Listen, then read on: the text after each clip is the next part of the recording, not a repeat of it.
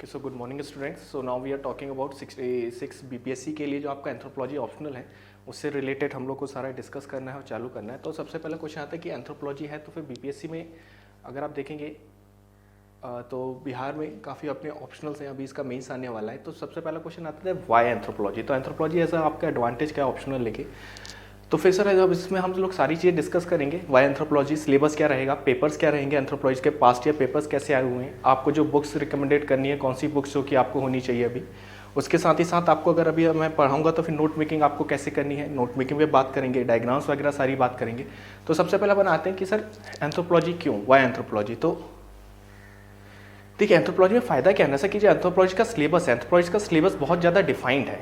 तो जैसे इसमें कि मैरिज है तो मैरिज कितने टाइप्स ऑफ मैरिज को क्वेश्चंस आने हैं उसी डिफाइंड सिलेबस से आने, तो आपका सिलेबस अच्छा खासा डिफाइंड होता है। तो ये हमारे पास एक पॉजिटिव नोट पे होता है।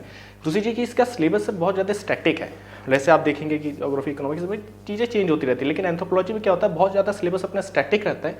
विद इन स्टैटिक कुछ चीज़ें नहीं आती तो भी स्टैटिक से रिलेटेड ही रहते हैं। जैसे आप सुनते होंगे अक्सर आरएन इन्वेजन थ्योरी वो सब न्यूज़ में रहता है, बट वो भी हमारे स्टैटिक पार्ट से रिलेटेड कहीं ना कहीं रहता है। दूसरा सर कि ये एंथ्रोपोलॉजी अच्छा खासा स्कोरिंग सब्जेक्ट है, बीपीएससी में बहुत ज़्यादा रिवॉर्डिंग है एंथ्रोपोलॉजी। जिससे कि बहुत आसानी से इसे समझा जा सकता है, याद किया जा सकता है। अगर आपको एक पैटर्न और एक मतलब स्टेप बाय स्टेप अगर आप इसे समझें तो आपको कोई दिक्कत नहीं आनी इसमें एंथ्रोपोलॉजी में, क्योंकि फिर इसमें सर डायग्राम्स का स्कोप अच्छा खासा होता है। और सबसे अच्छी बात अगर आप बीपीएससी के सारे ऑप्शंस देखेंगे तो सारे ऑप्शन में 2 सेक्शन होते हैं, जहाँ पे एंथ्रोपोलॉजी में हमको 3 सेक्शन दिए जाते हैं, इवन 2 सेक्शंस में हमको चॉइस होती है कि हमें कौन सा करना है। तो भी अपन आते हैं ढंग से। तो अभी सबसे पहले अपन अब सिलेबस ही डिस्कस करते हैं कि सिलेबस एक्चुअली बीपीएससी का क्या है। 2 मिनट, सॉरी, ठीक है।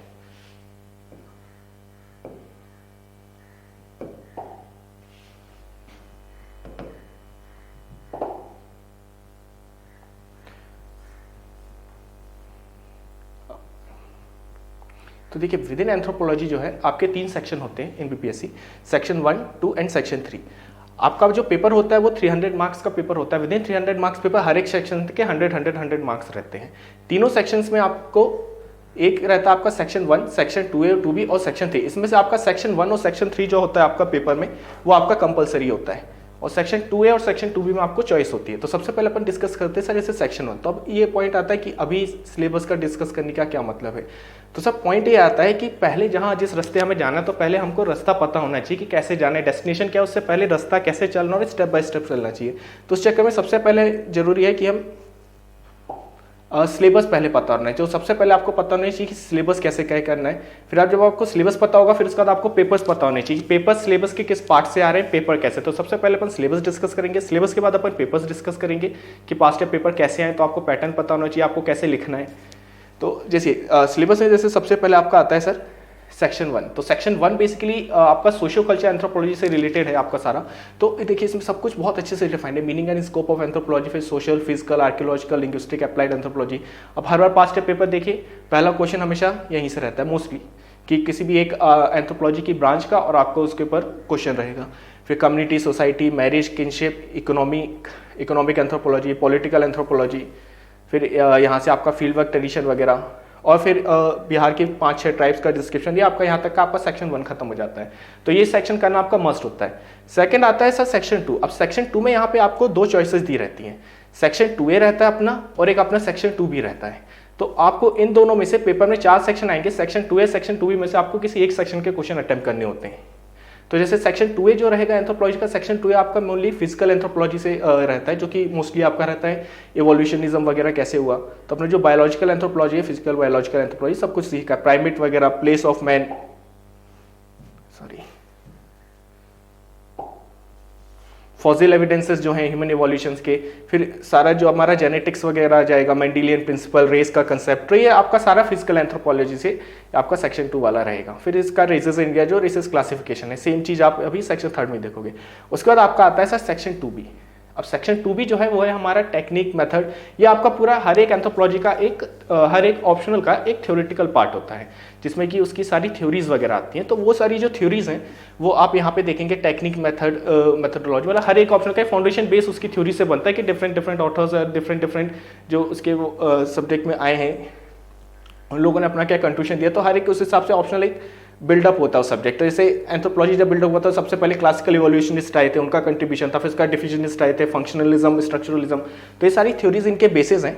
तो ये आपका सेकंड 2 भी जो है वो पूरा आपका थ्योरेटिकल पार्ट रहेगा, जो कि आपकी जितनी भी थ्योरीज वगैरह हैं सब्जेक्ट और ऑप्शनल से रिलेटेड। फिर आपका आएगा सेक्शन थर्ड। सेक्शन थर्ड आपका इंडियन एंथ्रोपोलॉजी, अगर आप यूपीएससी से कंपेयर करेंगे तो ये बेसिकली पेपर 2 का जो पार्ट है आपका वो सेक्शन थर्ड में दे देता है इंडियन एंथ्रोपोलॉजी। इसमें आपका रहेगा जैसे Paleolithic, Mesolithic, Neolithic culture, Indus valley civilization, अब इससे रिलेटेड क्वेश्चंस रहते हैं, कल्चर फीचर्स ये सब आपको रहेगा। इंडस वैली सिविलाइजेशन, उसका राइज क्यों हुआ, फॉल क्यों हुआ, उस टाइम पे कल्चर फीचर्स क्या थे, तो ये सब आता है। Racial and linguistic element of Indian population, Indian social system, फिर यहाँ पे ग्रोथ ऑफ इंडियन एंथ्रोपोलॉजी, कैसे ग्रो हुआ था। फिर उसके बाद आपका ये वाला सारा कंसेप्ट आ जाता है थोड़ा कि इंडियन सोसाइटी में जो सोशियो कल्चर एंथ्रोपोलॉजी उससे रिलेटेड, वेस्टर्नाइजेशन, संस्काराइजेशन, डोमिनेट कास्ट, आप ये देखेंगे तो फिर ये कभी अकेले नहीं आते, ये वाले क्वेश्चन हमेशा मिलके आते हैं, जैसे संस्काराइजेशन, वेस्टर्नाइजेशन, डोमिनेट कास्ट, ये सब पूरा मिक्स करके पूछेगा। जब पेपर डिस्कस करेंगे तब बात करेंगे कि ऐसा क्यों होता है। फिर आपका एथनोग्राफिकल प्रोफाइल ऑफ इंडियन ट्राइब, तो ये वाला सारा आपका इंडियन ट्राइब पेपर 2 जो यूपीएससी का उससे रिलेटेड पूरा सिलेबस है। Indian tribes, social culture features of Indian society, और आपका constitutional provisions regarding social SC and STs, और ये वाला सारा आता है, और issues related to national integration. तो ये वाला आपका पूरा आपका ऐसा सिलेबस हो जाएगा। तो आपको क्या ध्यान रखना है कि आपके 3 सेक्शन है, सेक्शन 1, सेक्शन 2, सेक्शन 3, जिसमें सेक्शन 2 में आपको चॉइसेस रहेगी। हम लोग जब पढ़ेंगे तो सर सबसे पहले हम सेक्शन 1 पढ़ेंगे, उसके बाद सेक्शन 3 पढ़ेंगे, और सेक्शन 2 में भी हम लोग सबसे पहले ये वाला सेक्शन 2A वाला पार्ट कवर करेंगे। सेक्शन 2 वाले पार्ट जनरली ज़्यादा रिवॉर्डिंग होता है इन टर्म्स ऑफ मार्क्स, क्योंकि देखिए आपको 50 मार्क्स का एक क्वेश्चन आना है, उसके बाद आपको उसमें 6 to 7 पेजेस तो लिखने ही लिखने रहेंगे, और ज़्यादा लिख सकते हैं बेस्ट है। तो इसमें आपको क्या रहेगा, सेक्शन 2A में बहुत ज़्यादा डायग्राम का स्कोप होता है, डायग्राम, फ्लो चार्ट, बहुत ज़्यादा स्कोप होता है। आप इजीली पेपर भर सकते हैं, आंसर को ज़्यादा रिप्रेजेंटेबल बना सकते हैं, मार्क्स फेचिंग आंसर आप लिख सकते हैं। वहीं पे सेक्शन 2B में मोस्टली थ्योरी रहती है, तो इसको अवॉइड करना, इसको अपन सबसे लास्ट में करेंगे सेक्शन 2B को। जब अपने पास चॉइस है तो अपन सेक्शन 2A वाला करेंगे। अब अपन एक बार पेपर देखते हैं कि सिलेबस से रिलेटेड पेपर कैसे आता है। अभी आपको में भी इतना समझ में ना आए क्योंकि अपन जैसे अपन स्टार्ट कर रहे हैं, बट आपको एक पता तो होना चाहिए कि अगर पढ़ना है तो ऐसे नहीं कि बस आंख बंद करके चालू कर दिया सारा पढ़ना। पेपर कैसा आ रहा है, पेपर में टॉपिक्स कैसे आ रहे हैं, कितने वर्ड्स का लिखना है, तो हमें बहुत डिस्क्रिप्टिव पढ़ना है, हमें बहुत छोटा पढ़ना है, किस टॉपिक को छोटा पढ़ना है, किस टॉपिक को डिस्क्रिप्टिव पढ़ना है, वो अपन को एक्चुअली पेपर देख के समझ में आएगा। तो ये अपना सारा हो गया सर सिलेबस। अब सिलेबस के बाद अपना आएगा पेपर्स वाला, हम बात कर लेते थोड़े से।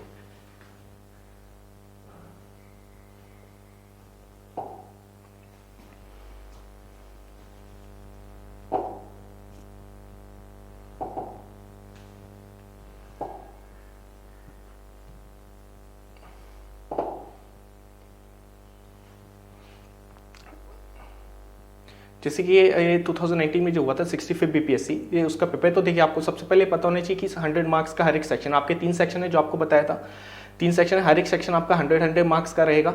फिर उसके बाद आपको 2 क्वेश्चन करने हैं हर एक सेक्शन से, हर एक सेक्शन में आपको 4 क्वेश्चन आएंगे, उनमें से आपको 2 क्वेश्चन करने रहेंगे।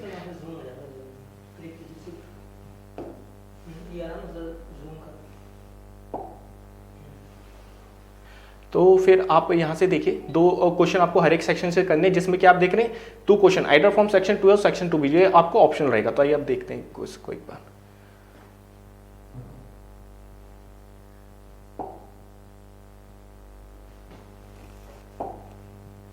ये रहा आपका सेक्शन 1। तो जैसे सेक्शन 1 में आपको बताया 4 क्वेश्चन आने आपके, 1, 2, 3 और ये वाला 4। तो हर बार जो आपका लास्ट क्वेश्चन रहेगा, लास्ट क्वेश्चन आपका ऐसे 5 ऑप्शंस रहेंगे, 5 में से आपको इनमें से 4 करने होते हैं। जब भी आप पेपर कहते हैं कि इससे पेपर से आपको क्या देखना है कि कौन से सब्जेक्ट्स को हमको बहुत डीप में पढ़ना है, मतलब कि क्योंकि आपका हर एक 2 क्वेश्चन करने 4 में से, तो हर एक क्वेश्चन 50 मार्क्स का। It is different from UPSC में हमारे कितना रहता है 20, 15, 15 ऐसा वाला डिस्ट्रीब्यूशन रहता है। यहाँ पे आपको पेजेस ज़्यादा बनने, तो जब आप पढ़ेंगे तो आपको बस यहाँ तक नहीं रुकना, आपको सब हेडिंग से बहुत ज़्यादा डिटेल में पढ़ना रहेगा। जैसे अभी हम बात कर रहे थे एंथ्रोपोलॉजी के ब्रांचेस, तो एक सीधा आर्कियोलॉजिकल एंथ्रोपोलॉजी इन्होंने पूछ लिया। तो अब इसमें आपको इतना मटेरियल होना चाहिए कि आप 6 to 7 pages easily with diagrams, authors names और ये सब लिख सकें। फिर जैसे economic anthropology, difference between reason and fourth question में जैसे आपके 5 सब हेडिंग्स दे दी, इनमें से आपको कोई 4 करनी रहती थी। तो मोस्ट प्रेफर ये रहेगा कि इनमें से जो क्वेश्चन आपको आता है, और हमेशा फोर्थ जो है ऑप्शंस वाला हमेशा अटेंड करना चाहिए। विद इन 1 क्वेश्चन आपको मार्क्स ज़्यादा फैच करने के कम चांसेस रहेंगे कंपेरेटिवली यहाँ पे अगर आप अलग अलग ऑप्शंस वाले रहेंगे, क्योंकि फिर 4 में मार्क्स डिस्ट्रीब्यूट हो जाएंगे, आप सबका 2 पेजेस भर के आएंगे, तो इसमें आप ज़्यादा मार्क्स फैच कर सकते हैं। तो आपका जैसे सेक्शन 1 हो गया, अभी देखिए सेक्शन 2 आएगा, सेक्शन 2A है, इसमें भी सेम 1, 2, 3, 5, 6, 7 और 8 4 क्वेश्चन हैं। सिमिलरली आपका सेक्शन 2B आएगा। अब आपको सेक्शन 2A या 2B में से कोई एक सेक्शन करना होता है, तो जनरली प्रेफर करना है सेक्शन 2A से आप करें। हमेशा ये लास्ट वाले जो 4 क्वेश्चन हैं जिसमें कि जो कि ज़्यादा मार्क्स रिवॉर्डिंग रहते हैं, इस सेक्शन को जरूर करना, और बाकी के जो 3 क्वेश्चन में से आप कोई भी एक चूज कर सकते हैं। फिर उसका सेम सेक्शन 2B है, तो सेक्शन 2B अपन छोड़ सकते हैं क्योंकि हमारे पास ऑप्शनल है, तो हम 2A को प्रेफर करेंगे। बाकी आपको अपने पेपर के हिसाब से जैसा आपको रिवॉर्डिंग लगे वो डिसीजन आपका रहेगा तब। फिर आपका रहेगा सेक्शन 3। सेक्शन 3 में भी सेम 4 क्वेश्चन हैं, 2 करने इनमें से कोई भी, तो हमेशा एक प्रेफर करना है कि एक कर सकें और एक कोई भी ऊपर वाले में से एक। तो जैसे ये 65th का था, सिमिलरली 64th का पेपर भी वैसे ही था।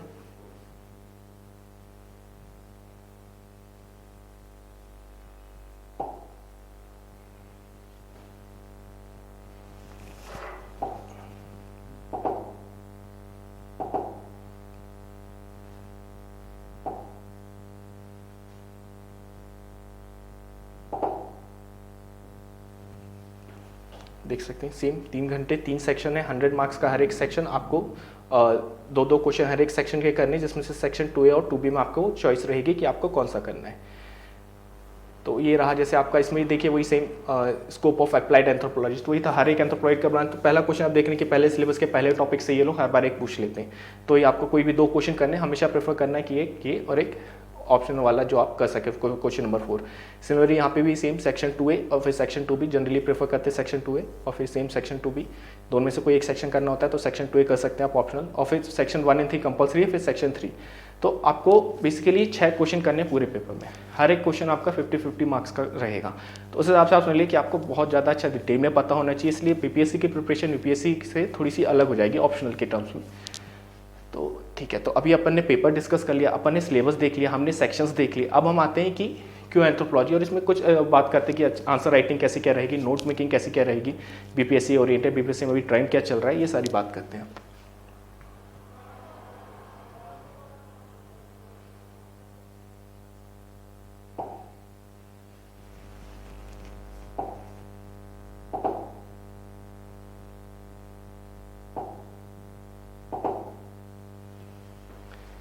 तो हमने बात कर ली थी यहाँ तक कि वाई एंथ्रोपोलॉजी, तो हमने ये वाला सारा देखा। अब हमने सिलेबस देख लिया सारा कि सिलेबस कैसे, आपको सेक्शन समझ में आ गए होंगे कि कितने सेक्शंस हैं। फिर आपको ये समझ में आ गया होगा, पेपर्स हमने देख लिया कि पेपर्स कैसे आ रहे हैं। कुछ क्वेश्चन बहुत डिस्क्रिप्टिव होते हैं, एक क्वेश्चन जो कि आपको 50 मार्क्स वाला लिखना है, वो आप अपने पेपर चूज करते हैं, प्रेफर करने 50 वाला, और फिर जो हमारे 4 ऑप्शन आते हैं, तो आपको छोटे से भी पढ़ना, बड़े पैटर्न से भी पढ़ना है कि आप ज़्यादा लिख सकें।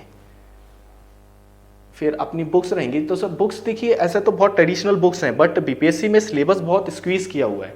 जैसे आप एम्बर जैसे सोशल एंथ्रोपोलॉजी वाला जो आपका पार्ट है, मैरिज, फैमिली, ये सब जितना भी अपना सोशल वाला पार्ट है, उस सब के लिए आप बुक ले सकते हैं। जैसे डी एन मजुमदार सर की बुक आती है, D N Madan, T N Madan, Ember and Ember ले सकते हैं। फिजिकल एंथ्रोपोलॉजी वाला जो भी अपना पार्ट है, फॉसिल्स वाला जितना भी पार्ट है, फॉसिल, एवोल्यूशन, जो इवोल्यूशन थ्योरीज वगैरह है, उन सब के लिए आप पीनाथ ले सकते हैं। लेकिन इसमें से आपको बहुत सेलेक्टिव पढ़ना रहेगा। फिर अपने जो नोट्स हैं, मतलब जो सिलेबस है, बिल्कुल सिलेबस को गाइडिंग लाइन मानते हुए उसी के रिलेटेड आपको पढ़ना रहेगा और एकदम उसी से लगे। फिर आपका जाएगा जैसे introduction to anthropological thought and theories हैं बाय मखनजा, जो आपका एंथ्रोपोइड थॉट जो अपना सेक्शन 2B था, उसके लिए पूरा आपको थॉट एंड थ्योरीज वहाँ से मिल जाएगा। लेकिन फिर वही बात कि जो सिलेबस में उसी हिसाब से पढ़ना, पूरी बुक ऐसे फ्रंट टू एंड पेज नहीं पढ़नी। ज़्यादा कमेटी, खाका कमेटी रिपोर्ट है, तो इसको हम लोग जब पढ़ेंगे तब इसको हम लोग खुद ही इंक्लूड कर लेंगे ट्राइबल इंडिया में। और जो सेक्शन 3 है उसके लिए जैसे जो Indian anthropology by Nadeem Hasan and tribal India by Nadeem Hasan, 2 books आप ले सकते हैं। लेकिन फिर वो ये बहुत लिमिटेड पढ़ना है। तो बेसिकली अगर आप सिर्फ क्लासेस फॉलो करेंगे और जो नोट्स नॉर्मल रहेंगे जो डिक्टेट किए जाएंगे वो सफिशिएंट रहेगा। इसके ऊपर अगर आपके स्टैंडर्ड बुक्स हैं तो हमेशा गाइडिंग प्रिंसिपल के लिए उन्हें बिल्कुल ले सकते हैं। फिर जो मतलब ये तो हमारी स्टैंडर्ड बुक आ गई। अब जो मार्केट में नोट्स मिलते हैं जो कि सभी लोग लेते हैं, तो आप भी ले सकते हैं। एंथ्रोपोलॉजी की सिंप्लीफाइड बाय भास्मे और मुनिरत्नम सर के नोट्स हैं। तो ये बेसिकली इन सारी बुक्स से जो क्रक्स निकाला हुआ है उसी के नोट्स बने हुए हैं। तो अगर आप इनको भी लेना चाहें तो ये भी ले सकते हैं। तो ये आपका ज़्यादा गाइडिंग लाइन है। वैसे अगर मैं जो पढ़ाऊंगा तो मैं सबका क्रक्स और सब कुछ इंक्लूड करके और नोट्स और जो भी डिक्टेट रहेगा वो सब कुछ इंक्लूड करके क्रक्स निकाल के आपको दिया रहेगा। तो इतनी ज़्यादा आपको टेंशन लेने की जरूरत नहीं। फिर आता है कि सर एंथ्रोपोलॉजी में आंसर राइटिंग कैसे करें। तो ये बात अभी डिस्कस करना क्यों जरूरी है, इवन जो हम चालू करें उससे पहले, क्योंकि सर आंसर राइटिंग कैसे करनी है उसी के बेसिस पे नोट मेकिंग भी होगी। ऐसा नहीं होता कि हम लोग चीज़ों को बाद में छोड़ देते कि यार पहले बस थ्योरी देख लेते हैं, डायग्राम वाला पार्ट बाद में देखेंगे, ये सब फ्लो चार्ट वगैरह एडिशन बाद में करेंगे। नहीं, ऐसा ही जो पढ़ाते जा रहे हैं उसी के हिसाब से नोट्स बनता रहेगा। जो नोट्स बनता रहेगा साथ ही साथ नोट्स के आप ऐसे इसी फॉर्मेट में आपको इनको करना है कि आप आंसर जब करें या जब पढ़ें तो उसको बैक टू बैक सीधा आंसर लिख सकें। देखिए वहाँ पे इतना सोचने का टाइम, वहाँ पे हमको टाइम वेस्ट नहीं करना विद इन एग्जाम। जो पढ़ा है दिमाग में सारी चीज़ें यहीं पे होनी चाहिए कि हाँ ऐसे ही पढ़ा था, इसी फॉर्मेट में हमने नोट्स बनाए थे, इसी फॉर्मेट में इसके बाद डायग्राम था, इसका फ्लो चार्ट था, वहाँ पे सीधा का सीधा उतर जाए। यहाँ से पढ़ के जाओ, वहाँ सोचो अब इसको कैसे रेक्टिफाई करें, वो चीज़ नहीं हो पाएगी। मतलब हो सकती है बट फिर आपका टाइम वहाँ पे कंज्यूम होगा जो कि आप और अच्छा आंसर लिखने में लगा सकते थे। तो इसलिए नोट मेकिंग के हिसाब से उसी हिसाब से होनी चाहिए। तो जैसे कि मार्क्स फैक्स आंसर हमको ऐसा लिखना है, तो सबसे पहला इंपॉर्टेंट पॉइंट क्या था ना, कोई भी आंसर राइटिंग आप ये जीएस में लगा लीजिए, ऑप्शनल में लगा लीजिए, सबसे पहले you have to address the need of the question. मतलब क्वेश्चन में क्या पूछा हुआ है। अगर व्हाट पूछा हुआ वाई का लिख रहे हैं तो फिर कोई मतलब नहीं है। जैसे अगर वेस्टर्नाइजेशन पूछा हुआ है कि भाई वेस्टर्नाइजेशन क्यों हुआ था, कैसे हुआ था, तो आपको पूरा वो वेस्टर्नाइजेशन लिखना। अब आप उसमें कुछ और लिख रहे हैं फीचर्स वीचर्स, तो मतलब सबसे पहले आपको नीड को एड्रेस करना है। जैसे क्रिटिकल एनालिसिस दिया डोमिनेंट कास्ट का, तो अब आप डोमिनेंट कास्ट तो सारा लिख दिए लेकिन उसके नेगेटिव पॉइंट्स वो नहीं लिखे, उसका क्रिटिकल एनालिसिस ही नहीं लिया, बाकी डोमिनेंट कास्ट का पूरा लिख दिया, आपकी फीचर्स क्या है ये क्या है, तो फिर वो नीड एड्रेस नहीं हो पाएगी। तो सबसे पहले आपको नीड को एड्रेस करना है कि क्वेश्चन क्या पूछ रहा है। अगर वही कर लिया तो फिर सबसे फर्स्ट स्टेप ही है, फर्स्ट स्टेप सबसे जरूरी ही है। फिर डायग्राम्स वगैरह, तो जो भी अपन नोट मेकिंग करेंगे उसके नीचे मैं आपको सजेस्ट करता रहूँगा ऐसा डायग्राम बना सकते हैं। आपको एक्स्ट्रा सोर्सेज से कुछ डायग्राम निकलते हैं, कुछ नहीं तो जैसे कि ब्रांचेस ऑफ एंथ्रोपोलॉजी पे ही आ गया, किसी एक ब्रांच पे आप 50 मार्क का क्वेश्चन है तो कुछ नहीं अपन ऐसे ही या तो ऐसा डायग्राम बना सकते हैं। यहाँ पे social anthropology, biological anthropology, physical anthropology जो हमारा वो हो गया, आर्कियोलॉजिकल एंथ्रोपोलॉजी और लिंग्विस्टिक एंथ्रोपोलॉजी, तो एक ऐसी 4 डायग्राम बना दिए और ये 4 ऐसे हेडिंग बना दिए। या एंथ्रोपोलॉजी ऐसे करके ऐसे निकाल सकते हैं, 5 भी बना सकते हैं यहाँ पे 4, और यहाँ पे आप अप्लाइड एंथ्रोपोलॉजी भी लिख सकते हैं 5वीं जो वो है, वैसे बेसिकली 4 है डिविजन्स, लेकिन 5वां आप ऐसा भी लिख सकते हैं। तो ये मतलब डायग्राम आप यहाँ से छोटे, ये कोई मतलब बताएगा नहीं आपको, मतलब ये लिखा ही हुआ है, आपको ही पता है कि 4 डिवीजन है, आपको सब पता होगा कि ये 4 डिवीजन है ऐसा, बस वहाँ पे कैसे अप्लाई करना है, तो पॉइंट बस वही आता है। तो जो भी अपन करेंगे तो एंथ्रोपोलॉजी नॉर्मल एक ब्रांच का भी आया तो आपने क्या बना दिया, तो क्योंकि आपको समझे आपको डिस्क्रिप्टिव आंसर लिखना है, इसमें बहुत ज़्यादा लिखना है तो फिर आपको पेजेस भी भरने, तो ये डायग्राम्स वगैरह क्या करेंगे, एक तो प्रेजेंटेबल बना देगा आपके आंसर को, दूसरी चीज़ कि आपके पेजेस भी भरेंगे और ये मास फैक्चरिंग आंसर भी दिखेगा। तो डायग्राम्स बहुत जरूरी है। तीसरी चीज़ एंथ्रोपोलॉजी में क्या आती है ना, जो भी आपको स्कॉलर्स के नाम हर जगह कोट करने, कुछ भी हमारा चल रहा है, सोशल एंथ्रोपोलॉजी चल रहा है तो इसमें आपको राइटक्ले ब्राउन वगैरह इन सब के नाम आने चाहिए। कल्चर एंथ्रोपोलॉजी में से रिलेटेड कुछ क्वेश्चन है तो फ्रांस बॉस वगैरह का नाम आना चाहिए, कल्चर रिलेटिविज्म, ये सब मतलब जो भी स्कॉलर रहेगा, जो भी अपन डिस्कस करेंगे तो टॉपिक के साइड आते रहेंगे, तो आप इनको नोट्स करके रखेंगे। तो नोट मेकिंग में क्या होता है ना कि आप जब नोट करेंगे तो फिर जो मैं बोलूँगा वो तो आप पढ़ेंगे, साथ ही साथ आपको अगर स्टैंडर्ड बुक से कुछ मिलता है तो उसके बाद में वो सब स्कॉलर्स के 1-2 कोट या फिर उन्होंने जो भी बोला है वो आप लिख सकते हैं कि आंसर में इंक्लूड कर सके। तो ये जब भी पढ़ेंगे भी नोट बनाने का तो आपको इन 2 चीज़ों पर वो करना है। सिर्फ थ्योरेटिकल एक्सपेक्ट नहीं कि सिर्फ डोमिनेंट कास्ट क्या था, उससे रिलेटेड स्कॉलर्स क्या क्या हैं, श्रीनिवाजी और फिर उन्होंने जिन लोगों ने इस पर कमेंट किया, क्रिटिकल एनालिसिस किया, उन लोगों के नाम, तो ये सब आपको पता होना चाहिए। फिर फ्लो चार्ट वगैरह ही तो आप ठीक है ऐड ऑन कर सकते हैं, अपन करते रहेंगे उसका। दूसरी चीज़ आंसर का स्ट्रक्चर, देखिए अब यहाँ पे क्या दिक्कत है ना कि आपको 7 से 8 पन्नों में आंसर लिखना है, तो अब ऐसा आप कुछ भी नहीं लिख सकते कि बस यहाँ पे ऊपर डेफिनेशन लिख दी, नीचे फिर से डेफिनेशन रिपीट करें, वो नहीं। तो उसका सबसे अच्छा तरीका क्या है कि आप सब हेडिंग देके चीज़ों को लिखिए। तो सब हेडिंग देने से क्या फ़ायदा होगा ना अपना, कि आपका आंसर अपने आप स्ट्रक्चर होते जाएगा। कि जैसे सबसे ऊपर आपने मान ली आप इंट्रो से चालू करेंगे कि ठीक है भाई इंट्रो क्या था, इंट्रो के बाद मान लीजिए आप प्रेमाइसिस पे आ जाएंगे कि इसका प्रेमाइसिस क्या था, फिर इसका हिस्टोरिकल बैकग्राउंड क्या था, ये आया क्यों था, फिर उसके बाद मेन इसका कंसेप्ट क्या है, बॉडी क्या है इसकी, फिर मेथोडोलॉजी वगैरह, फिर इसमें कंक्लूजन वगैरह। तो मतलब ऐसा करके आपका सारा बीच में आप डायग्राम्स और फ्लो चार्ट डाल सकते हैं। तो अगर आप सब हेडिंग डालते हुए चलेंगे आंसर की, ये सब हेडिंग आपको याद नहीं रखनी, टॉपिक वाइज अलग अलग होती जाएंगी। बस पॉइंट है कि उससे आपका 7 या 8 पेजेस में जो आंसर लिखना वो आपका एक स्ट्रक्चर्ड आंसर हो जाएगा। इसका कारण ये सब हेडिंग्स वगैरह। तो इवन जब आप नोट बनाएंगे ना तो इसका फायदा कहना से कि शुरू से ही अगर आप नोट मेकिंग उस हिसाब से करेंगे तो लास्ट में आपको ये लोड नहीं रहेगा कि पहले आप सिलेबस कंप्लीट करने के चक्कर में सारी थ्योरीज पढ़ लिए, थ्योरीज पढ़ने के बाद अब आप सोचें कि अब इसको आंसर के फॉर्मेट में पढ़ना है, तो डबल मेहनत नहीं, एक ही बार मेहनत होगी, साथ ही साथ पढ़ते चलेंगे, साथ ही साथ नोट मेकिंग करेंगे, ऐसी करेंगे कि आंसर राइटिंग में भी उसका काम है और कंप्लीट प्रोसेस एक ही बार में हो।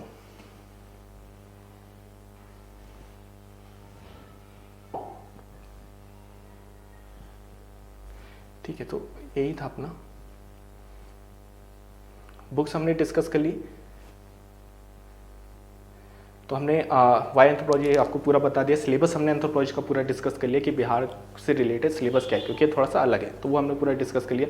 फिर हमने सारे पेपर्स देखे, हमने 65 बीपीएससी का देखा और 64 बीपीएससी का देखा। तो आपको सबसे पहले इंपॉर्टेंट आपको सेक्शन समझ में आना चाहिए, कौन सा सेक्शन, पूरा सिलेबस कवर करना पहली वो प्रेफरेंस होनी चाहिए। उसका सिलेबस में कुछ स्पेसिफिक टॉपिक्स जो कि हम लोग बात करते रहेंगे कि करेंट ट्रेंड क्या चल रहा है, साथ ही साथ बताते रहेंगे कौन से मोस्ट इंपॉर्टेंट है।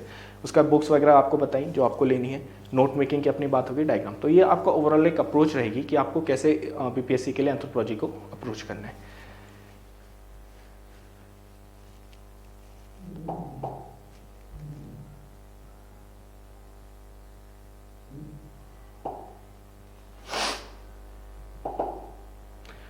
तो अभी हम लोग जो क्लासेस अपनी चालू होंगी, तो क्लासेस जो अपनी रहेंगी वो अपनी सेक्शन 1 से चालू रहेगी।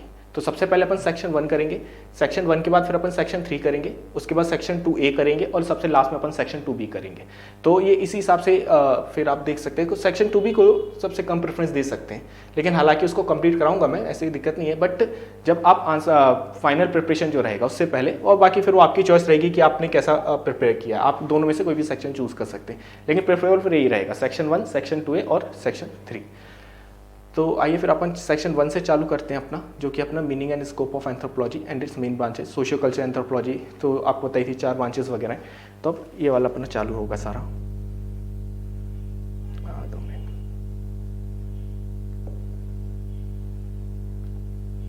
तो ये सबसे पहले आता है कि एंथ्रोपोलॉजी है क्या। तो मेनली से रिलेटेड काफ़ी क्वेश्चंस जैसे हमने देखा हर बार 64, 65 दोनों बार पहला क्वेश्चन आपका एंथ्रोपोलॉजी के और इससे ब्रांचेस से रिलेटेड ही होके आ गया। तो वही चीज़ आती है कि एंथ्रोपोलॉजी है क्या। तो देखो सबसे पहले तो आपको ये पता होना चाहिए कि एंथ्रोपोलॉजी का मतलब हम क्या। 2 मिनट आप बोर्ड हटा दें इसको थोड़ा, बोर्ड कहाँ से आएगा नॉर्मल।